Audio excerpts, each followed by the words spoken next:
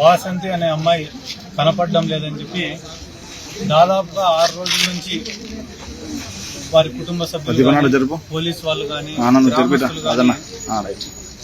అందరూ కూడా గాలించడం, రాష్ట్ర వ్యాప్తంగా ఈ విషయం ఒక సంచలనాన్ని రేపడం కూడా మనకందరికీ కూడా తెలిసినటువంటి విషయమే.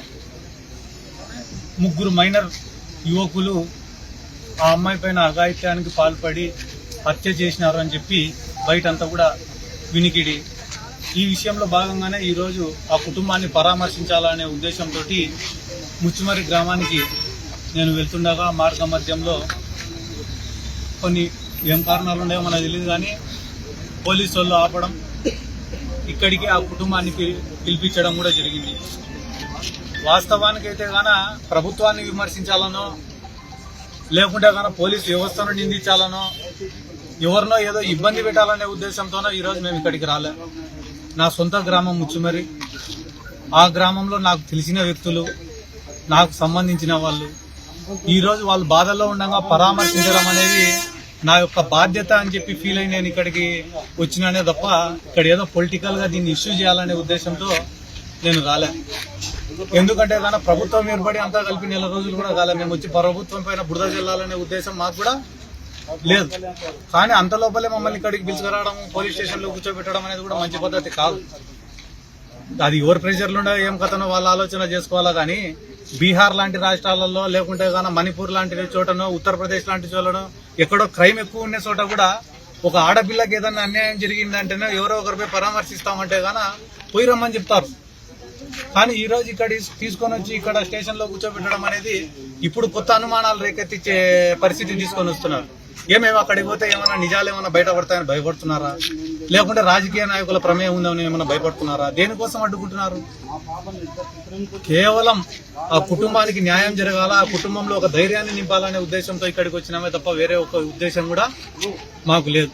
అదే రకంగా ఈరోజు గవర్నమెంట్ కానీ, ముఖ్యమంత్రి చంద్రబాబు నాయుడు గారిని కానీ, డిప్యూటీ సీఎం పవన్ కళ్యాణ్ గారిని కానీ, హోమ్ మినిస్టర్ అనిత గారిని కానీ మేము కోరే విషయం ఏమిరా అంటే, ఎవరైతే ఈ క్రైమ్ కు పాల్పడినారో, ఎవరైతే దీని వెనకాలన్నారో వాళ్ళకందరికీ శిక్ష పడే విధంగా మీరు చర్యలు తీసుకోవాలని చెప్పి మేము రిక్వెస్ట్ చేస్తున్నాం, కోరుకుంటున్నాం. ఎందుకంటే గానా ఇటువంటి ఇన్సిడెంట్స్ మళ్ళీ జరగకుండా ఉండాలంటే గానా నిందితులకు శిక్ష పడాలి. గతంలో మీరు తెలుగుదేశం పార్టీ అధికారంలో ఉన్నప్పుడు కూడా ఇదే కర్నూలు జిల్లాలో ప్రీతిబాయ్ అనే అమ్మాయికి కూడా ఇదే రకంగా రేప్కు గురై హత్యకు గురైందని చెప్పి ఒక కేసు నమోదయ్యి. కాబట్టి ఇటువంటి కేసులు మళ్ళీ పునరావృతం కాకూడదంటే గాన చేసిన వాళ్లకు కఠినంగా శిక్ష పడిన రోజునే మళ్ళా ఎవరైనా ఇటువంటి తప్పులు చేయాలంటే భయపడతారు. ఇక్కడ వచ్చి వీళ్ళని పరామర్శించేదానికన్నా కూడా వాళ్ళకు న్యాయం జరగడం చాలా ముఖ్యం. 5 రోజులైనా 6 రోజుల తర్వాత మేము ఈ రోజు ఎందుకు వచ్చినామంటే చట్టం అనేది ఒకటి ఉంటుంది, పోలీస్ వ్యవస్థ అనేది ఒకటి ఉంటుంది. వాళ్ళు వాళ్ళ పని చేసుకుంటా పోతుంటారు. ఎవరైతే తప్పు చేసినారో వాళ్ళని శిక్షిస్తారనే ఉద్దేశంతో మేము కూడా వాళ్ళ పని వాళ్ళని చేసుకొనియాలనే ఉద్దేశంతో సైలెంట్గా ఉన్నాం. కానీ కేవలం వాళ్ళలో ఆ కుటుంబంలో ధైర్యం నింపాలని మేము ఇక్కడికి వస్తేనే ఈ రోజు ఇంతమంది పోలీస్ వ్యవస్థ వచ్చి మమ్మల్ని అడ్డుకోవడం అనేది చాలా తప్పు. ఎందుకంటే గాన ఈ రోజు వాళ్ళు ఇంతమంది 100 మంది 200 మంది పోలీసులు వచ్చి మమ్మల్ని అడ్డుకోవడం వల్ల ఏదైతే ఈ రోజు సర్చింగ్ ఆపరేషన్ ఆడ కెనాల్లో కానీ, కేసీ కెనాల్లో కానీ, లేకుంటే ఆ పంప్ హౌస్ కాడ కానీ, లేకుంటే కానీ ఎక్కడైనా బూట్స్ పెట్టినారో కానీ అక్కడ వాళ్ళు చేయాల్సినటువంటి సర్చింగ్ ఆపరేషన్ అంతా ఆపుకొని ఈ రోజు ఇక్కడికి వచ్చి మమ్మల్ని అరెస్ట్ చేయడమో లేకుంటే లోపల కూర్చోవడం పెట్టడమో ఒక టైం వేస్ట్ పని. పబ్లిసిటీల కోసం రాజకీయాలు చేసే వాళ్ళకి ఇటువంటి తప్పుడు ఆలోచనలు వచ్చి వాళ్ళని రానియకుండా చేయండి అని చెప్తున్నారు అనుకుంటా. వాళ్ళకు కూడా నా యొక్క సూచన ఏమరా అంటే, లాటరీలో పదవులు వచ్చినాయి కొంతమందికి. లాటరీలో పదవులు వచ్చినప్పుడు ఒక గొప్ప అవకాశం జీవితంలో పేద ప్రజల సమస్యలు పరిష్కరించడానికి కానీ, పేదవాళ్లను కాపాడడానికి కానీ, పేదవాళ్లకు న్యాయం చేయడానికి కానీ, ఒక గుర్తింపు తెచ్చుకోవడానికి కానీ ఒక గొప్ప అవకాశం దేవుడిచ్చిన వరం అని అనుకోవాలి.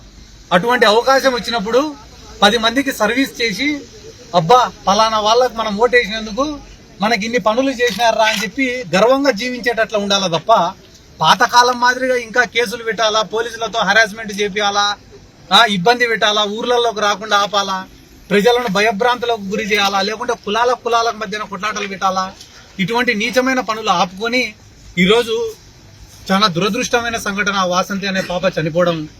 ఇటువంటి టైంలో కూడా రాజకీయాలు చేయడం నిజంగానే చాలా దురదృష్టకరం. ఈ రాష్ట్రం కానీ, అన్ని సంఘాల వాళ్ళు కానీ నిజంగానే ఒక గొప్ప విషయం. అన్ని కుల సంఘాలు కానీ, అన్ని విద్యార్థి సంఘాలు కానీ, అన్ని రాజకీయ పార్టీలు కానీ ఒక తాటిపైకి వచ్చి ఈరోజు ఆ పాపకు మద్దతు తెలపడం నిజంగానే ఆ కుటుంబానికి అండగా నిలబడడం కూడా చాలా సంతోషించదగిన విషయం. కాబట్టి ఆ భగవంతుని ఆశీస్సులు ఆ కుటుంబానికి ఉండాలా, ఆ కుటుంబంలో ఒక మనోధైర్యాన్ని నింపే శక్తి ఆ భగవంతుడు ఆ కుటుంబానికి ప్రసాదించాలని చెప్పి కోరుకుంటూ ఈరోజు వచ్చిన వాళ్ళకు నమస్కారం తెలియజేస్తాను.